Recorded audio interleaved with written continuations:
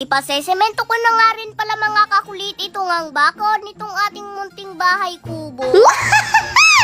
Kaya naman ngayong araw nga na ito mga kakulit dahil natapos na nga ang gawain nitong CR na aking ipinagawa nitong nakaraan. Kaya naman ngayong araw nga na ito mga kakulit ito namang bakod nitong ating munting bahay kubo. Ang akin namang ipagagawa at ipasesemento ngayon. Sobrang nakakatuwa nga mga kakulit dahil finally at sa wakas nga nagkaroon na nga ng CR tayo dito sa aking munting bahay kubo. So para hindi naman masyadong live mga kakulit ito ngang CR na aking ipinagawa dito sa ating munting bahay kubo. Kaya naman naisipan ko nga na paasintahan na ng hollow blocks itong bako na malapit dito nga sa CR na ipinagawa ko. Para naman kahit papaano nga mga kakulit magkaroon nga tayo ng kaunting privacy dito nga sa CR na ipinagawa ko dito sa ating munting bahay kubo. At para mas maging matibay nga mga kakulit itong bakod na ipagagawa ko dito sa ating munting bahay kubo, hinukayan nga muna ito ng paglalagyan ng poste at pag-aasintahan ng hollow blocks. At syempre mga kakulit, bago nga muna ito asintahan at lagyan ng poste, kanila nga muna itong lalagyan ng bakal para nga sa tie beam. At kahit bakod nga lamang mga kakulit itong aking ipagagawa, kailangan nga daw ito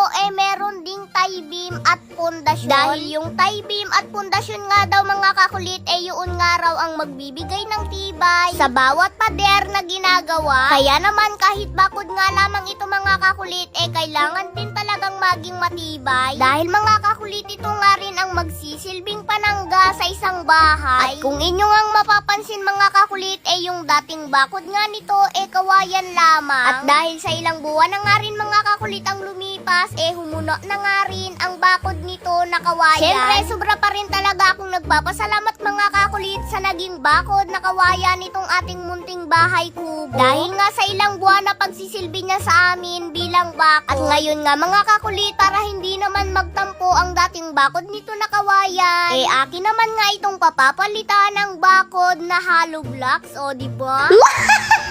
Charot! At ito na nga yung kasabihan mga kakulit na kung may nawala may mas magandang darating at papalit. Kaya naman sa mga blessing nga na dumarating sa akin ngayon mga kakulit, sobra talaga akong nagpapasalamat. At syempre mga kakulit, sobra din talaga akong nagpapasalamat sa inyong lahat. Dahil kung wala nga kayo at kung hindi dahil sa inyo mga kakulit, hindi ko nga mararating at hindi ko rin maaabot ang mga ganitong bagay. Mabagal man kumpara sa iba mga kakulit, pero para sa akin ang mahalaga nakakautay-utay. At kahit papaano umuusad. At meron nga din tayong kasabihan mga kakulit na hindi lahat ng bagay kaya nating makuha sa madalian. Syempre masarap pa rin makamit mga kakulit ang isang bagay kung makakamit mo siya dahil sa pagsisikap mo at paghihirap mo, diba? Dati nga mga kakulit yung mga ganito ngang bagay pinapangarap ko lamang talaga. Pero dahil gusto ko ngang makamit, kaya naman nagsipag ako at nagsumikap ako para sa sarili ko. At syempre para na nga rin sa buong pamilya ko. Kaya naman kung may pangarap ka nga mga kakulit